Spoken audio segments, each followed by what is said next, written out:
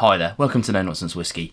My name's been PF, and on today's episode we've got another Whisky In, Whisky Out, your favourite and mine, and this time it's for the month of February 2024. Now, this month's been a bit of a light month. I did okay in January in the end, but my whiskey buying so far this month hasn't been that powerful. In fact, I would say technically none, or technically one, but we'll get into that in a bit. So we've killed more bottles than we've got in, but that's just the way of things. Now, before we get into that, as always, a little bit of admin. You can check out the chapters below. They'll tell you if you want to get to the Whisky Ins or the Whisky Outs, depending on what you like. Because I know some of you want to see what I'm getting in, and some of you are interested in the bottle kill reviews, and especially on how they differ from my actual reviews. Again, you can get all the links in the description below for all of the reviews that I've currently done. Some of them will be coming soon. Some of them will be updated when I actually do those videos.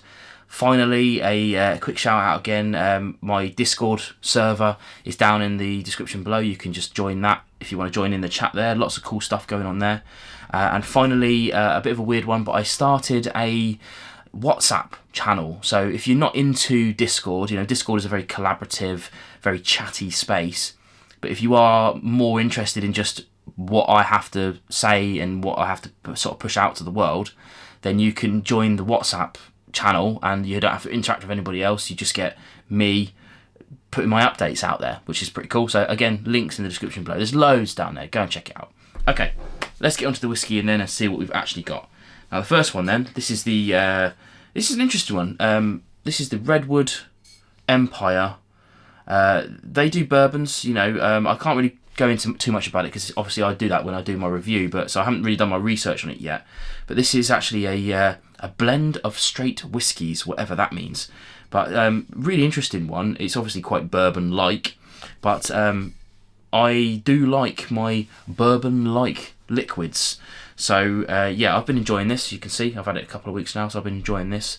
Again, another irritant that doesn't quite fit on the Kallax behind there, but that's a problem for another day. You can't quite see it, but on the top of the shelf there, I've got my too big for the shelf bottles, and they are mostly Bimber.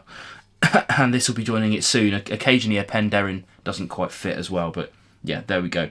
That's an interesting one. Hopefully move that back there so everyone can see it.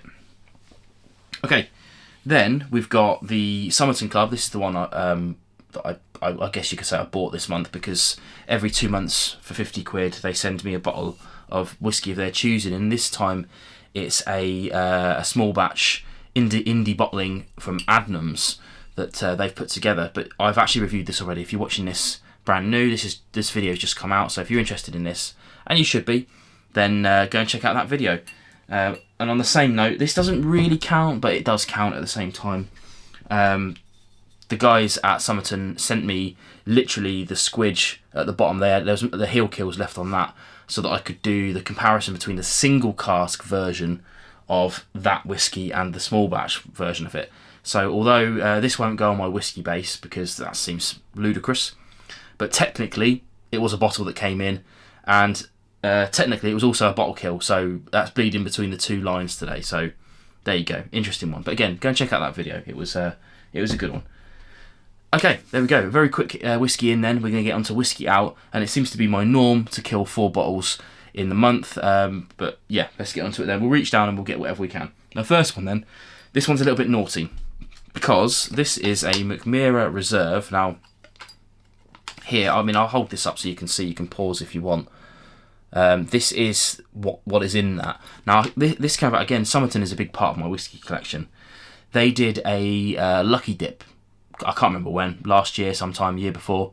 They did a Lucky Dip where basically they had loads of these bottles of, I think there was like 4 or 5 different versions of this here. And I think it was like 40 quid plus P&P or something like that. And they were like, basically, you chuck your 40 quid at it, and they just, as they're packing them, they just pick one randomly, and that's what you get. I was lucky enough to get one that I really enjoyed. It was based on the Rook recipe, which is smoky. This has been sitting in my review queue. You'll note that I haven't reviewed this. This has been sitting in my review queue since I had it. And to be honest with you, I really didn't feel like reviewing it. And it was a fabulous whiskey, absolutely fabulous. But it kind of seemed like a review would have been pointless, because you could have gotten exactly the same amount of information from me in this bit here, in the bottle kill bit, than you could during the review, because you're never going to have bought this. It was gone to us. So the only thing that you would have got from the video was tasting notes, and who cares, because yeah, you couldn't have got it. I get it that on sometimes if it's a big release or a well-known distillery, if it's already sold out, it might still be worth you checking out my thoughts on it to get a bit more information. But something like this, I thought to myself, well, I was just enjoying drinking it, so I'm just going to kill it basically. So yeah, it was. I'm down one review from it, but never mind. Again, while we're talking about Somerton, let's go nuts on it. As seems to be the tradition round here, every 2 months I seem to kill one of their bottles and get another one of theirs in, and that's carried on now. Now, this one here is going to take a bit of talking about. The Oxford Rye, and this one here was the Heritage Grains 2017 Harvest, which I believe was initially a Somerton exclusive, but now is available. Obviously, this is an English distillery, Oxford. Oxford Rye, so it's rye whiskey. I didn't review this particularly favourably. I tried to do my best to be objective about these things, and I tried to give my tasting notes as if I was a fan of every bottle, because there's going to be somebody out there that is a fan of a bottle. I know you guys want to get my opinions on things as well, but that's where these Whisky and Whisky Out videos come more into the fray, I think. Now, I've had this bottle for years. I mean, I could probably find out when we got it. It was, I don't know, it's years ago, but I didn't like it. I don't like rye whiskey that much, and I found it a struggle to go back to, and I did my usual thing of emptying out X amount, sticking it on the shelf for a month, 2 months, 3 months, 4 months, and going back to it. Now, here's a weird thing. So this year, probably a month ago, I was ill, and I had half a bottle of this left over.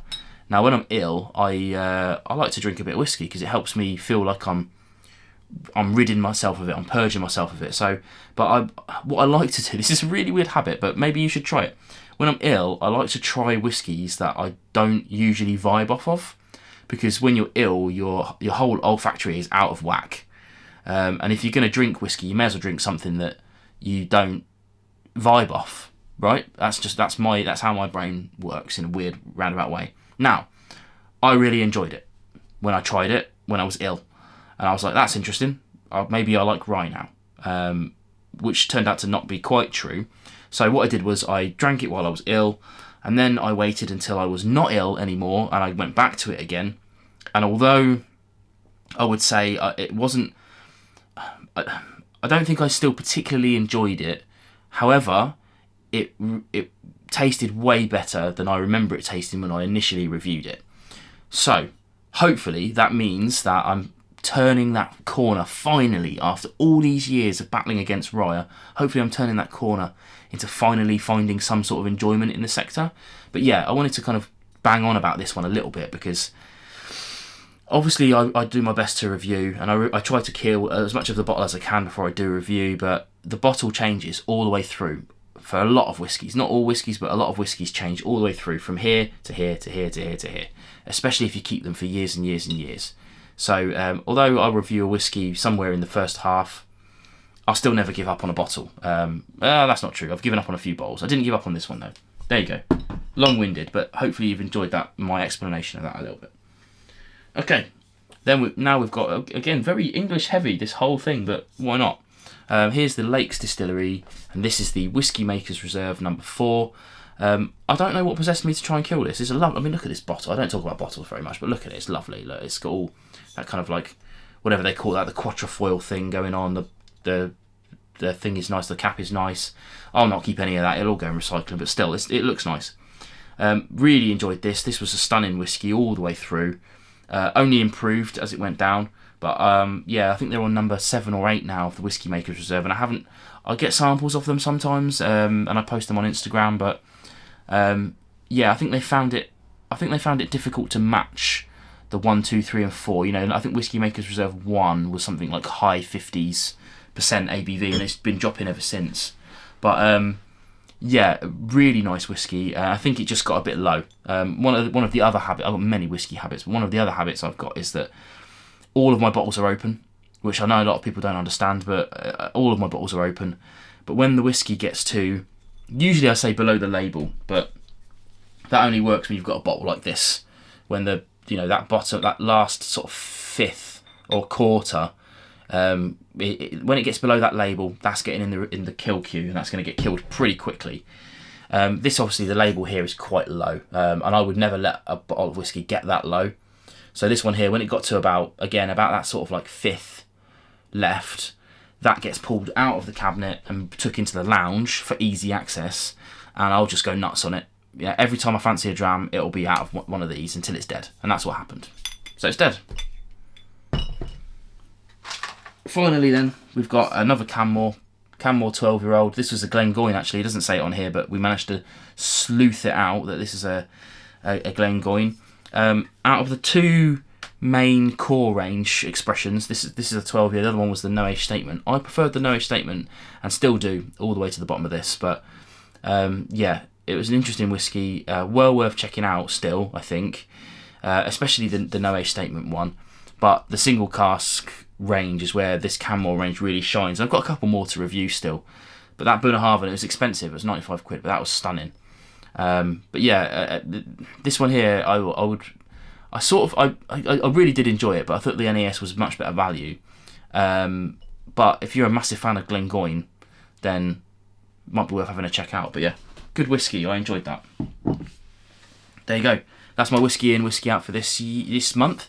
It's a bit of a lighter month than usual by a bottle or two, but that's the way it goes. Hopefully things will pick up as the whiskey industry tends to have a little bit of a sleep in January and February, because a lot of the people I know anyway, a lot of the reps and the people running on the run up to Christmas, it's so busy for these people that a lot of them just need to have a little rest.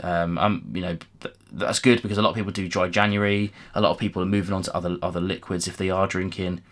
They're certainly suffering the effects of Christmas still. A couple of paydays in, so people aren't buying expensive whiskey that much anymore. It's definitely a chart. You can chart it. It's a definite drop. It's still we tick over, but a lot of people aren't buying. So yeah, it does sort of peter out a little bit, but March we'll start seeing things pick up a little bit more, I think. But there you go. Hopefully you've enjoyed this episode. As always, check out the links in the description below for more resources and whatnot, and let me know what you had in and what you killed this month in the comments below. Always like to see what you guys are up to, and we can have a little chat about it down there. In any case, I'll see you again on more videos. Cheers.